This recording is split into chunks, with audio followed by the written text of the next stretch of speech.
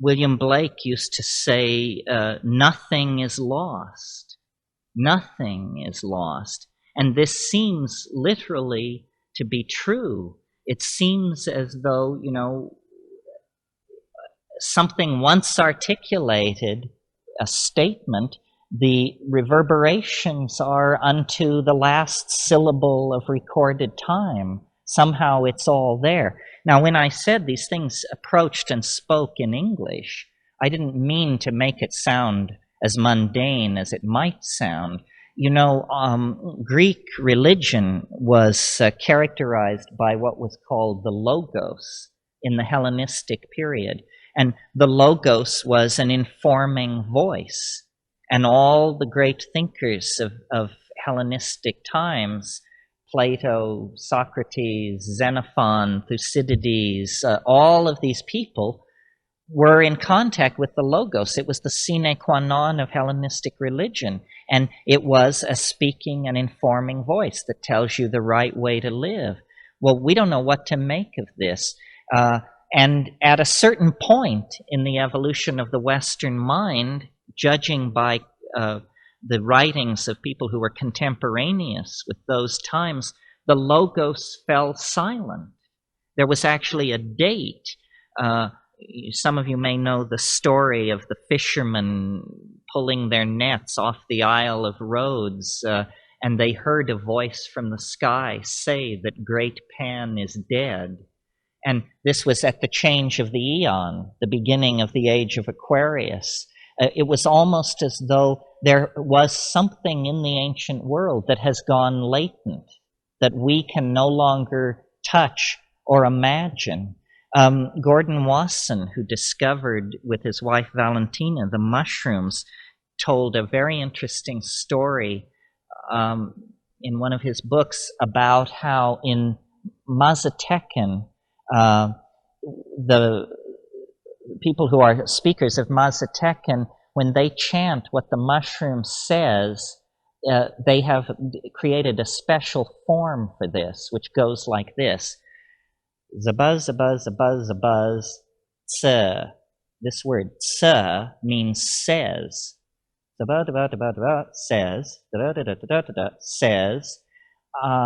I didn't know this at the time I took mushrooms the second time, and in my head, I heard the mushroom speaking in English, but adding the word says to the end of the sentence. So it was almost like, this thing could speak in Mazatec, it could speak in English, but it always kept its cadence and its structure. The other thing about psilocybin and the DMT thing is that it seems to be a catalyst for glossolalia.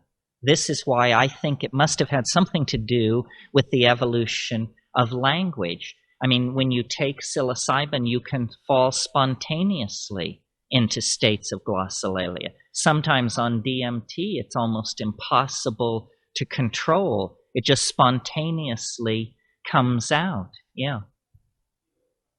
Oh, what is glossolalia? Glossolalia, well, here's an example of it, then I'll define it. Sie ding quap maktiki pitech kveng huade molde ruf nubka henget e fapstitolch kvem bedigem hegegtecht. It's language-like activity in the absence of meaning. And it's a very interesting thing neurologically, because notice that speech, ordinary speech, is this highly variable stream of data. We are set up to make these small mouth noises. As a public speaker, I'm very aware of the fact that one can speak without tiring almost longer than you can do any other major human motor activity. And but the glossolalia, such as I just did, it is clearly under the control of rules, but it is not, there is no meaning conventionally conceived of there, but there is syntax. And I think probably that language was invented millennia before meaning, and that you could almost call you could almost call language toneless singing, and that people used to sit around the campfire and amuse each other by making funny noises. As a kid, I used to do this. And then it was only much, much later that anything approaching linguistic conventionality was imposed on this, and that's a lower function. The other thing I want to say about this glossolalia thing is you may say, well, you're just making it up when I do that. But really, the experience I have when I do it is that I stand aside, then this variable data stream comes out through my mouth. Well, now, it has to reflect something about me. It's a statement about my internal situation in that moment. And it's evolving and changing as rapidly as if I were saying, you know, I had a migraine headache last night, and I got up about 4 and took an aspirin, and you know, I'm telling you about my situation. But the glossolalia must be speaking to something about my situation, or it wouldn't be possible to do it at all. Not only is something not real unless it can be said, but the contrapositive of that is that once something can be said, it becomes almost too real. It displaces other possibilities.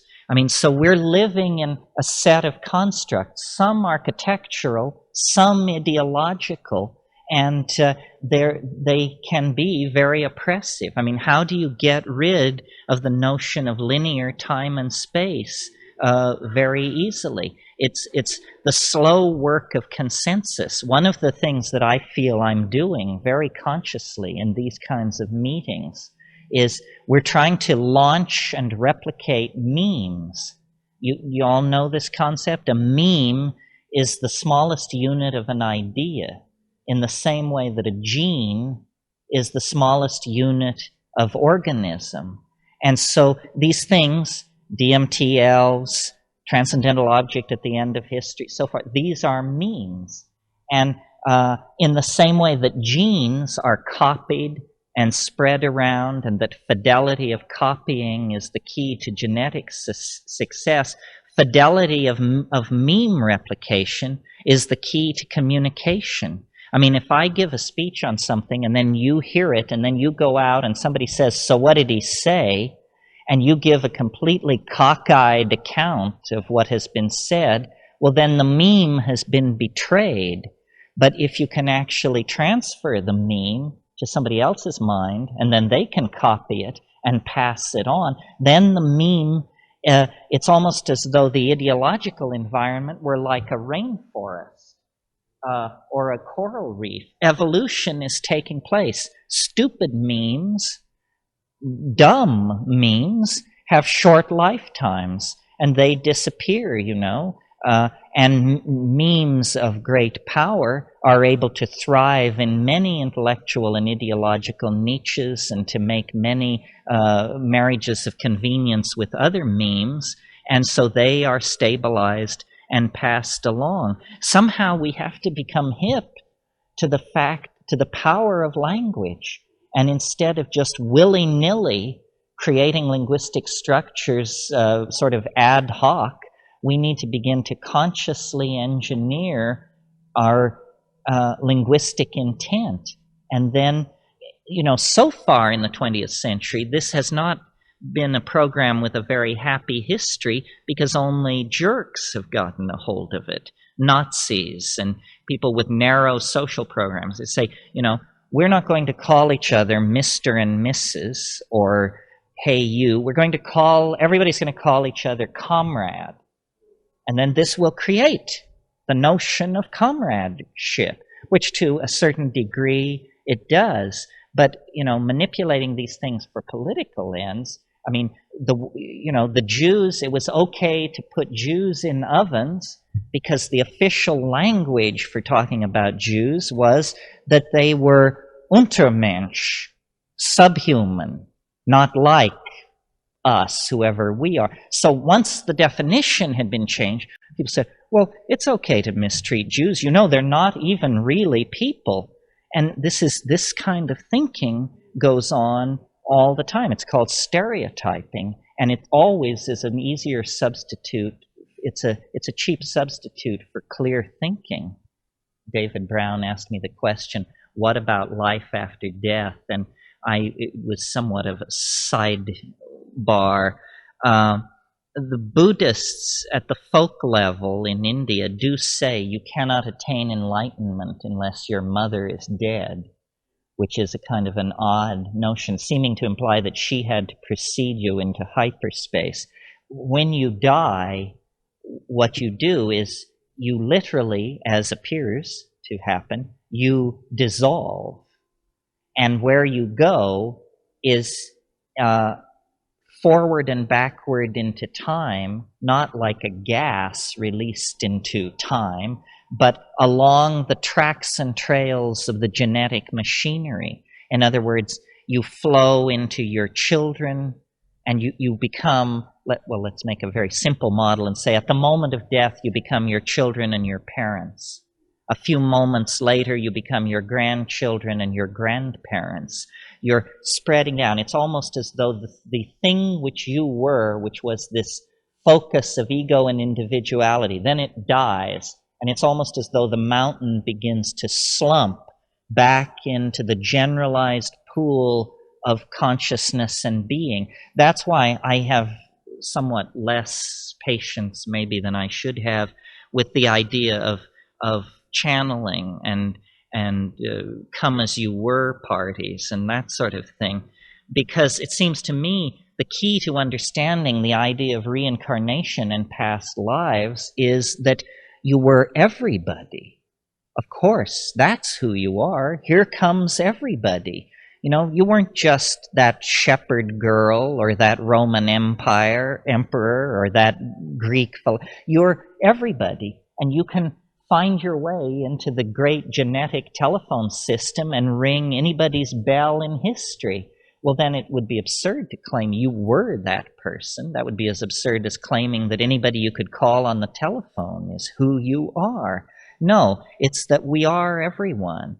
And, you know, the great turning object in hyperspace that is the genetic, transdimensional object casts off glinting reflections of this personality, that personality. And astrology has a role to play here and other things. But the bottom line is we are all drawn of the same stuff. I think one of the most profound insights you can have on psychedelics, and I certainly have it, is that we are all interchangeable.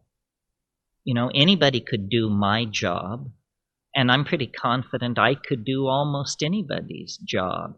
We define ourselves otherwise, but in watching the rise of my own career, it's a kind of being deputized, chosen for the job. It's just they said, well, he can do it. He has the gift of gab, so give him the credit line. But it could have been anybody. Our uniqueness is real on one level, but on another level, it's fairly illusory.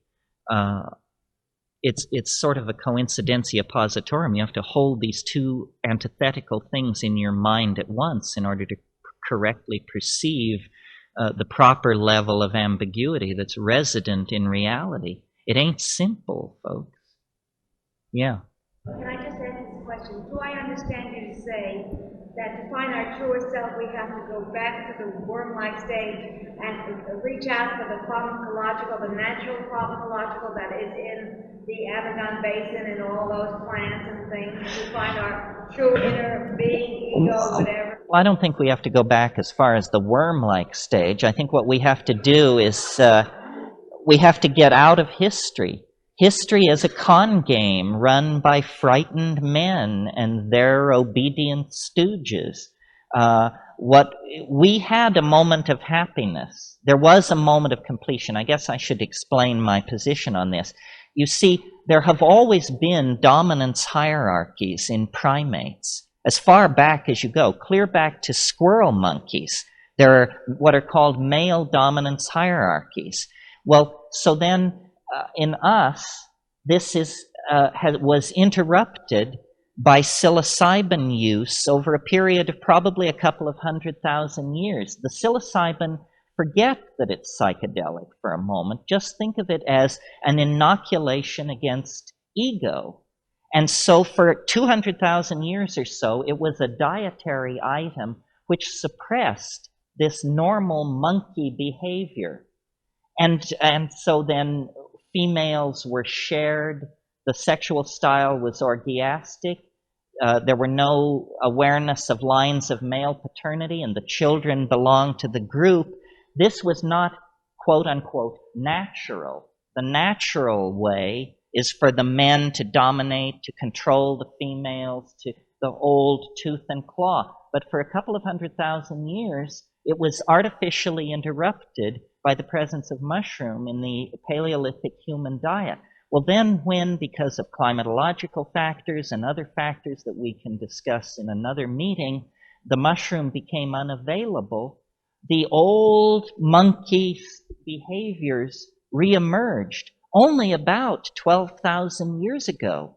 But in the previous 200,000 years, language had been discovered, fire, tool making, song, a whole bunch of forward leaps had been made. Well, then, when the psilocybin was withdrawn and the patterns of male dominance reasserted themselves in an environment where fire and language had been achieved, it exacerbated it. It made it much more nightmarish. It made it much more difficult to step away from. And all of history is the unhappy story of essentially our withdrawal and our agony over being unable to reach this connection back into the Gaian mind, which when we had it, we lived in Eden. We were balanced.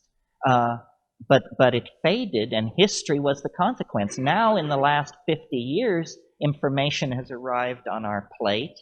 Lo and behold, in the final ticking of the final hour of our dilemma, that actually shows us the way back, if we but have the wisdom to understand this and then the fortitude to apply what we know. One more question. Talk just for a minute about motivation in relationship to psychoactive substances. You mean motivation to take psychedelics? Take action. To take action. Well, I think, that this psychedelic community has not yet recognized or named itself as a community. We're well behind gays and black people and all these other we're still trying to figure out if we are a community. And if we are a community and we have a domain of action, I think where it lies, it's not that we're all supposed to become dope dealers, it's that we're all supposed to become artists, that the transformation of culture through art is the proper understanding of what you can do with psychedelics besides blow your own mind. And I really think, what we need to do is put the art pedal to the floor and understand that this is art. We are involved in some kind of enormous piece of performance art called Western civilization. And, it's been a C- performance so far, and they're just about to reach out with the hook and drag us off stage unless we begin pulling rabbits out of the hat pretty furiously. Art is poised for this, but art is ambivalent because the society is ambivalent.